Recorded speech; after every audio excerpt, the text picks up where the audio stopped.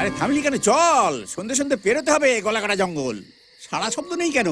ছজনের একসঙ্গে পেলেও বাজি চাপ। চল, বকশিস পাবি। বাবা বাবা বাবা, এই কি রে? তোরা কি বাবা, কি চাস? লোকে বলে নসু ডাকাত, সাক্ষাৎ নরপিচার। জানিস আমি রায় বাহাদুর। হ্যাঁ, তাই সাথে মাল প্রচুর।